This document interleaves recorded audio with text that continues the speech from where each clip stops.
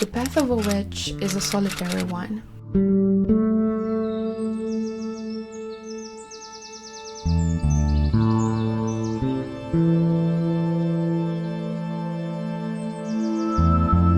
Because we choose to take the less traveled roads.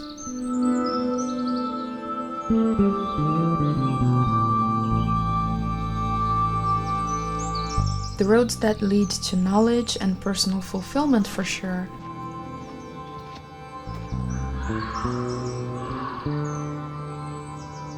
But we are often left misunderstood by other people. Because in order to get to the good part, we cross the gates of judgment and prejudice every day. So when the universe blesses us with another practitioner living in our area, we should just embrace that gift. Hi! So I was wondering, what are you gonna do next week? Let me know, okay?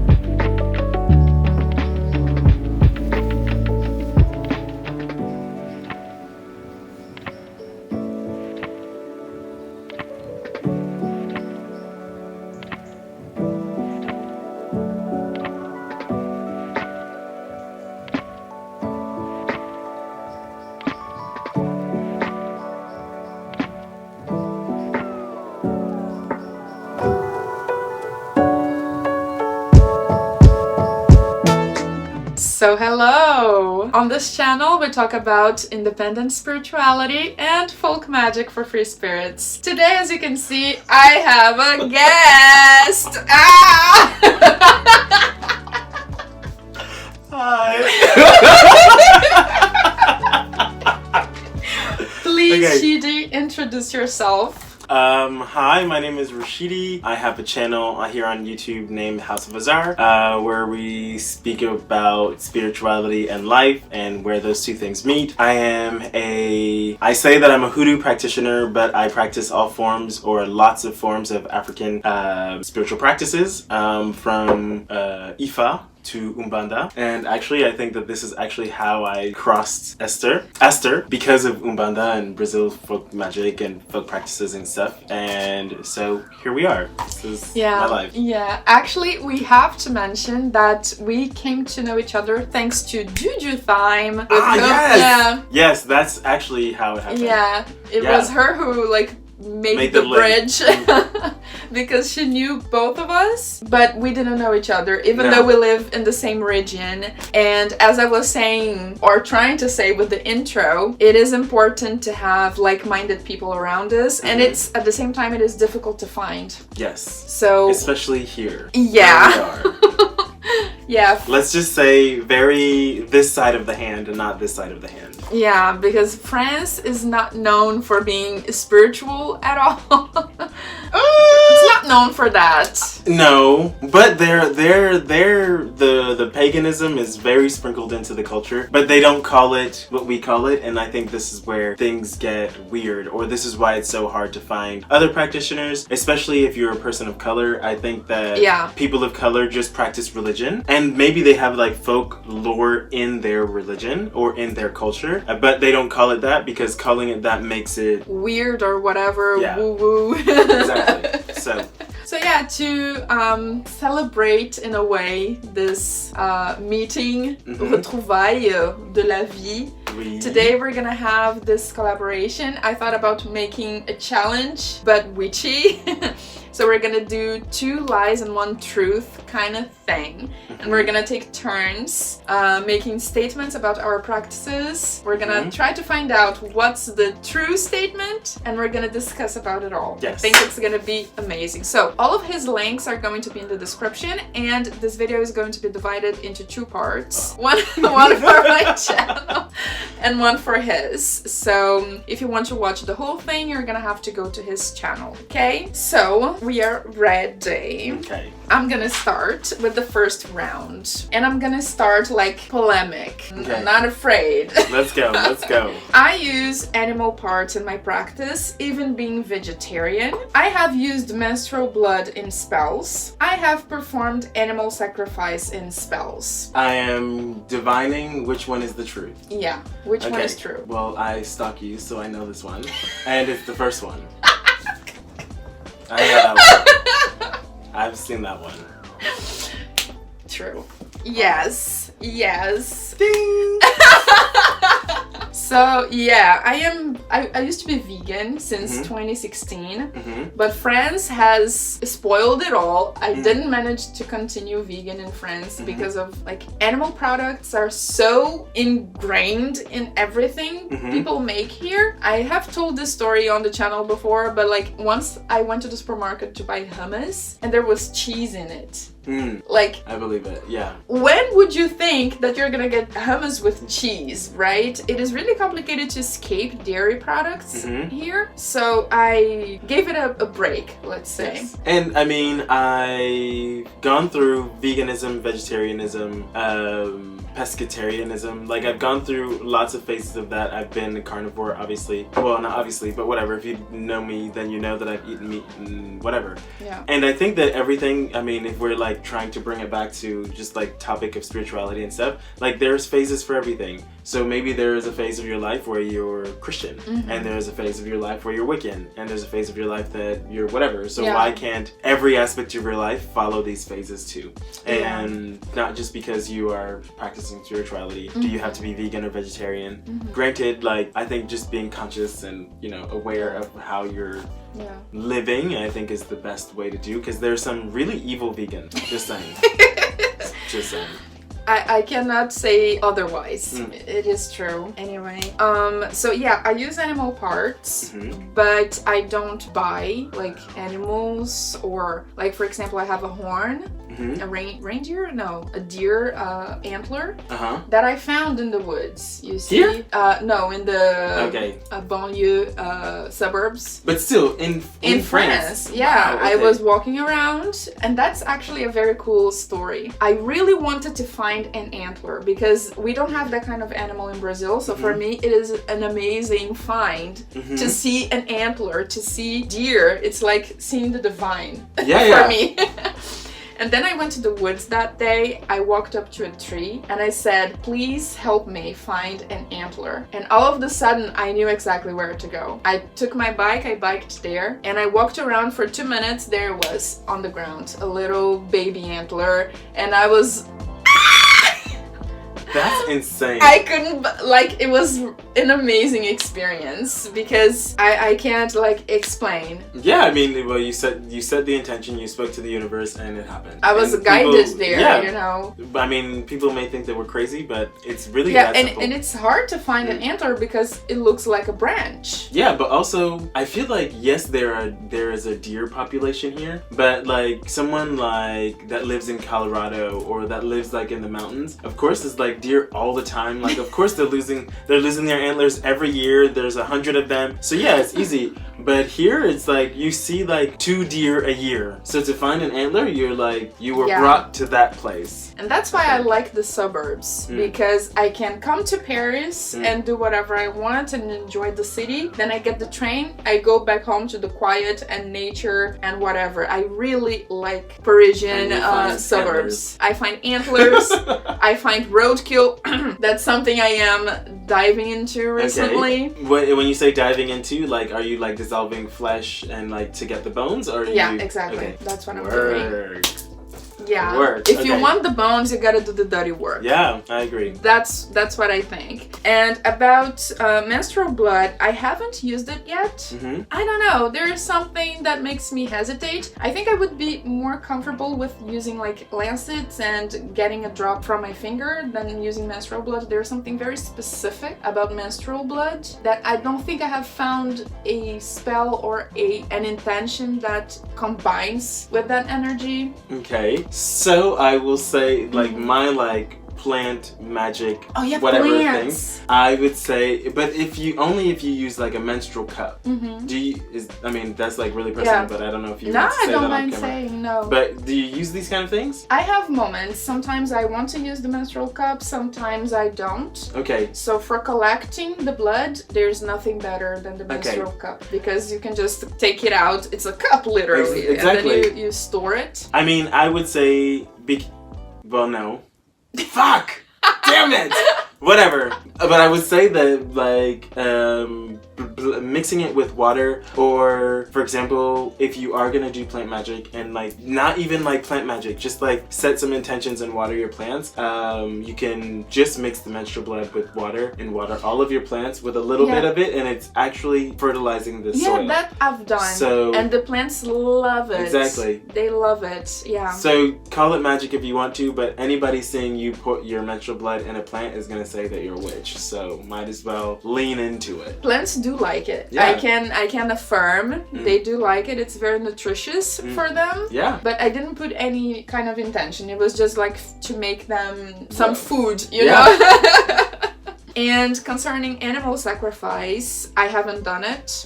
I'm not gonna say never ever. We never know about tomorrow, but it's not something that I am thinking about doing now or like in the near future. But have you ever witnessed an animal be killed? No, I don't think so. Okay. Not for spiritual purposes, at least. But not for any reason? No, I don't think so. Okay. Because, for example, the last time is this in here? I don't think this is in here. And if it is, I guess I'm giving one away.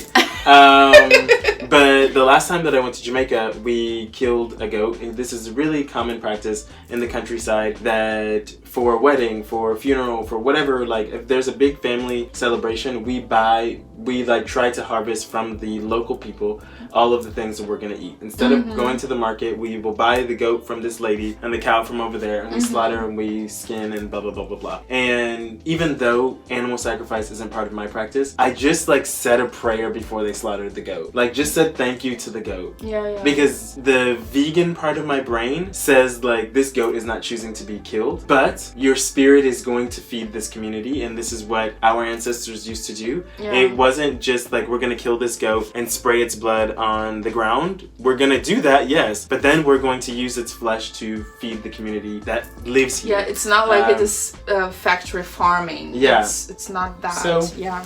And also, like animals, just like us, they have spirits, and one of the strongest ways of getting in touch with the energy and the egregore of that animal is through their remains. So I am really excited to start like getting spirit animals into my practice and see how that goes, because I've never done it. Okay, it's gonna be fun. Hopefully. Yeah. So now your turn. Okay, so I'm gonna give you a hint already, because whatever, you'll see. I use animal parts in my practice. I am initiated into Ifa, and I am vegan. Okay. I think it's the first one. That's the truth? Yeah. Yes. Yeah. Because like cowrie shells, they are from animals to start with. Well, so if you don't know, there's a jar of like cowrie shell charms. Also on your wrist. True. But when I was thinking about this, when I wrote this down, I wasn't even thinking about that. Like I completely forgot about that cowrie shells were shells of animals. Yeah.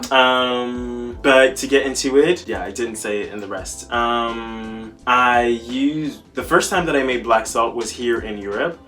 because that is not something that is like part of my like let's say African American tradition or like Jamaican American tradition. Like black salt is like something of Europe to me, or of paganism or something like that. True. And I started working with the land spirits and the spirits of Europe because I think that they're the closest to me. After my ancestors, they're the ones that are floating around. Geographically, exactly, they are here, right? So you might as well start working with them. And so to make my black salt even more personal, I have 2 cats, Nala and Onyx, and they're really beautiful. And we have carpet. And if you've seen videos on my channel, you've seen me clean these carpets. And when I clean these carpets, I always find claws. Yeah. And black salt for me is something that I use for protection. And so do the cats. The cats use their claws for protection. So I added the cat claws to the black salt.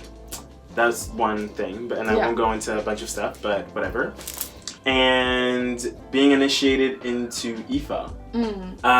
It's something that I'm interested in, but there is a part of religion that I'm like, I think I want to stay away from you because there's toxic things in religion everywhere, and I've seen a lot of people be misguided through their initiations, and then it messes up their practice for the future. And I think that where I am right now is a good place. So I don't think it's necessary to go through this. But if somebody were to come to me and I felt like really drawn to them and they wanted to initiate me, or they were speaking about initiation and whatever like that the case may be, I think that I would go through with it. But I don't want to go looking for it. It's like when the universe brings that to me, then I guess that's exactly that's my moment. For me it's similar. I thought about joining a Umbanda temple, but the religion part of it doesn't make me feel like doing it. I think it's kind of a pity because if you join a temple, a religion, whatever, you learn a lot. There's a lot of knowledge and all, but the institution of a religious thing doesn't appeal to me at all. Yeah, and I think also sometimes you learn more by just being the outsider. Like by just dropping in every once in a while, you get more than the person that is initiated and is there and has to be there every week or 5 times a week. I think eventually it just gets a bit hazy and you lose your way, kind of. There's also the commitment because you have things that you must do and a frequency and a time that you have to be there and hierarchy. I really don't deal very well with authority. So yeah, for the time being, I'm not looking into it, and I understand your choice. And then the last one, I mean, we already spoke about it, was that I'm vegan. Yeah. I mean, that was pretty obvious. But I was like, let's see if this is gonna be hard, but I wanted to give hints anyway, but it doesn't matter. But the veganism thing, I was actually just like you. I was vegan for 1.5 years, 2 years, and I stopped just because I was like, it's time to stop. And I slowly like brought seafood back into my diet, and now we call it flexitarian here, which means that you are flexible with the things that you eat. Like that means most of the time for me, I am vegetarian or closer to vegan. But if I go to Aster's house and she cooks pork chops and that's not gonna happen. I know, okay. But still, let's say she like did that, and that was like she didn't know because she didn't ask me if I was vegetarian or not. I'm not going to turn her food away. But am I gonna make that in my house? No. So this is my flexibility and that. My flexibility is with dairy and eggs. I still don't eat meat. Okay. Oh. Yeah. That's good. So, Next. I usually become possessed by spirits in my practice. I don't incorporate Catholic elements in my practice. I meditate using 100 cowrie shells. Ooh. It's hard, isn't it? I know it's not the second one. Oh, I feel like it's not the second one. But I'm gonna say the truth is you meditate with 100 cowrie shells? Oh, damn it! Yeah! Yes! Because I was like, possession sounds right. Possession sounds right. But I was like, I feel like I would have known about one of those experiences. Yeah, true, yeah. Okay. Yes! But the specificity? No, specific. What is this word? What am I looking for? The accuracy of the number, like that you said 100, I was like, that's a little specific. Like a lot, yeah. But I could see it. But how do you do that, actually? I'm curious. So, possession. Possession is one, like, mediumship skills that we can learn, but that's not something to be done alone. Okay. And it's not something that I know how to do. Like, if you join a temple, you will learn how to do that. And then afterwards, yeah, you can do it because you already learned and you know how. But in my case, that's not something I should be trying to do. Not because something bad would happen. I mean, not because some demon would come and, you know, it's just because I could lose balance and fall and knock my head on something, or I could feel bad in some way and not have anybody there to assist me. It's it is dangerous to do it by yourself because you need assistance. Community is important when it comes to possession. So don't try that if you are alone. There could be some trickster spirits that come along. Yeah, that also. Yes. So that's not something to be done alone. I'm not trying to do that for the time being. Catholic elements, I avoid as much as possible Christian things in my practice because I think it doesn't make sense to me. But there are certain things that come as heritage, like for example, the guardian angel. Okay, yes. I've learned that this is like a name that you put for something else. An umbrella term. Yeah. But it comes from Catholicism anyway, just to make it more, I don't know, digestible for people. Yeah. And then I say a prayer at the beginning, like Pai Nosso que estais no céu, santificado seja o vosso nome. That's a Catholic prayer that I've learned at church. When my mother was Catholic and I was a kid, we would go to Mass Sunday morning. That didn't last long. My mother didn't like it. Okay. And I didn't want to continue. What is that called? I know. Thing in the when Sunday. with the kids. Catholic. In French, it's Catechism. No, yeah, but it's in Portuguese as well. Catechism. Catechism. Whatever, anyway, but it's the same.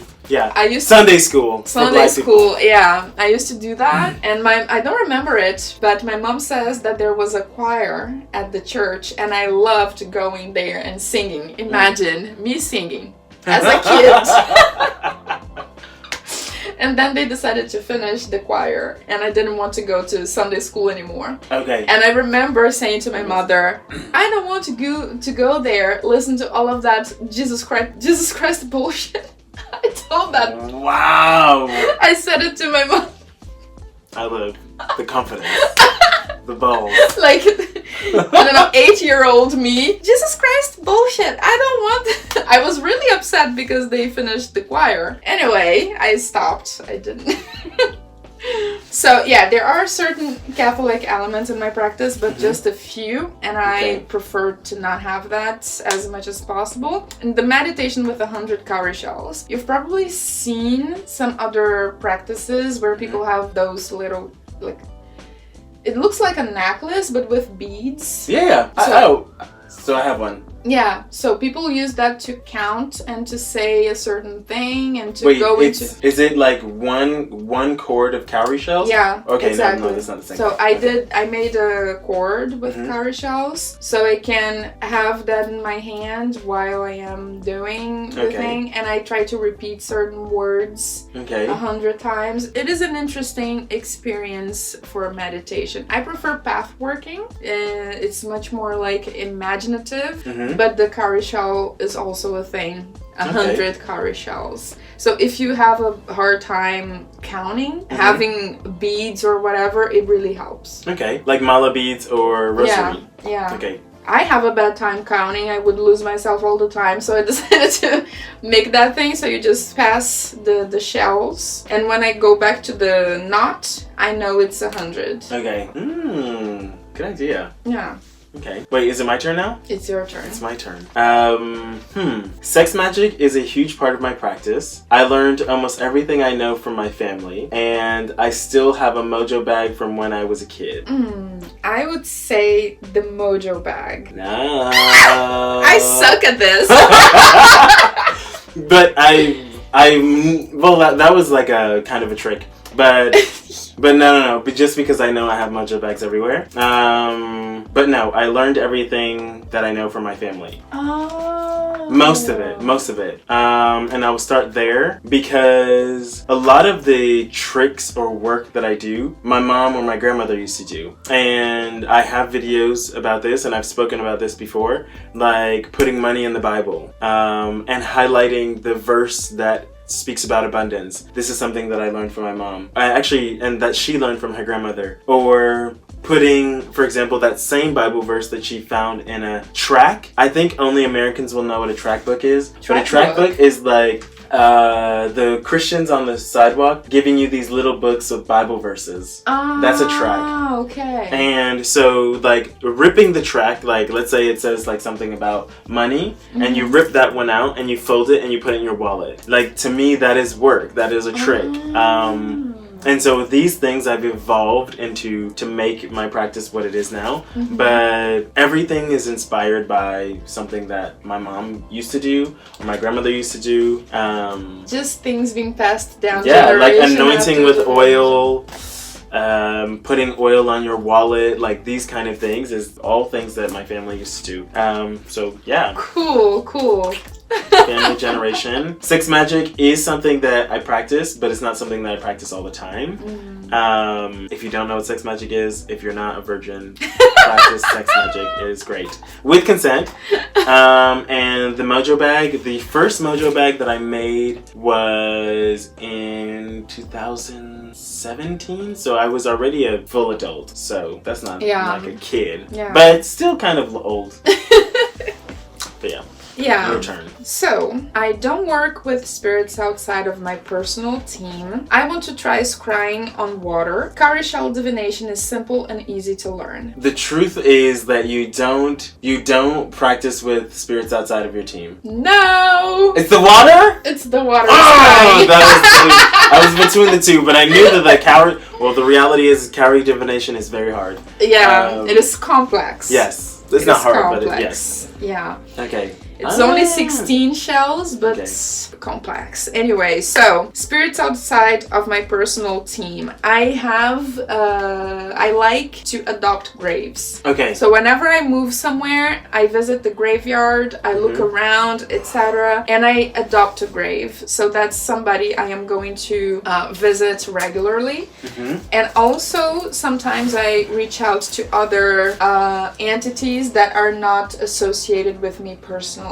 Especially at crossroads and cemetery gates. Question: do you ever adopt or do you ever work with the spirit team of that adopted grave? Or is it just the person? Just the person. Okay. Just the person. It would be interesting to try and go further, but I haven't done that yet, at least. Scrying. So scrying is something that I've tried with a black portrait kind of thing. And I don't know, I didn't really get anything substantial from it, but there is something about scrying that makes me want to try it again, but differently. Okay. So I am thinking about using water into it. And I am collecting different types of water. Okay. So I have rain water, river water, and lake water. Okay, and how are you preserving this water? In bottles. Okay. Glass bottles and jars. And like the purpose with each one of them, like lake is something kind of stagnant. So I would make an association with the past. Okay. River is flowing. Okay. So it gives me kind of future vibes. Okay. And rain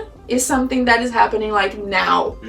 So the present. You see future, present, and past. I'm gonna I'll maybe give you this book. Jambalaya, I suggest it to everybody. It's by Louisa Tish. I have it. Okay. I have a review. I have a review on the channel about the book. Okay, I have to watch it.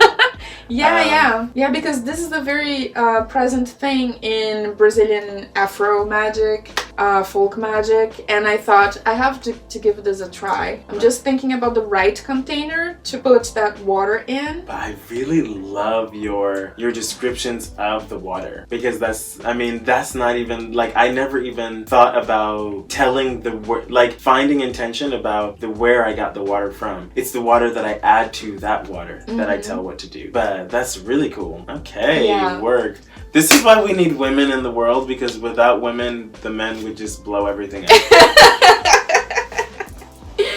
And yeah, cowrie shell divination. I have my set of shells. I have blessed them and everything. And yeah, it is complex because like it's not like a tarot card that you look at it and you know what that's supposed to mean.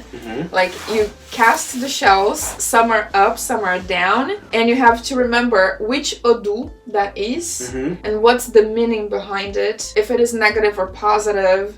So it's a lot of information to take in, and it's been a long process. I'm still on it. There's also the Orisha Association, so I'm reading a book about the Orisha and taking notes, so it's a slow process. So these were the affirmations that we had. I hope that you guys had a good time watching us. I had a good time being here. Yeah, me too. This was so cool. Yeah, recording the B-roll was great. I felt like I don't know, in a movie production, like a director or something. And I was just the extra, like, the actor. But no, that was really great. This was my first collaboration with someone. I'm really glad that it was with a person of color and that it was with a woman, because I don't know, I guess like I'm gonna ramble a little bit. I think that it's really important to learn as a man in a world where everything is privileged and targeted towards me. Even though I'm a man of color, I'm still a man first. It's really great to learn from women, to not to soften anything, but to get, to me, a really clear and open view of things. And this is actually how I found Juju, and this is how I found Aster. I follow some other women, and actually majority of the teachers that I have, majority of the books that I've read are from women, so I'm really glad that this collaboration happened like this. So yeah. Really glad to have you here, and we're gonna do some vlogs other days and just like go around the city. No, yeah. Grave. Like, we have to. I mean, we live too close for it to not happen. It. Yeah. Okay. So, thank you for the time. Yeah, you're welcome. You're welcome. The best hugs ever.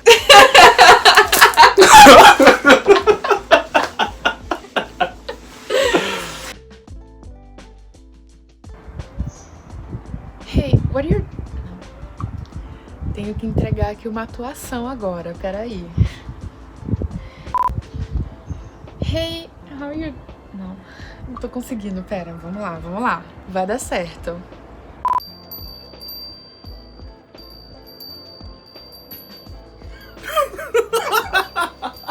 Your face!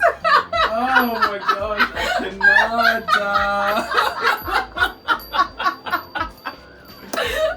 Was it good? It was great. Okay, great. Oh. I was like, be serious, because if you laugh, it's over.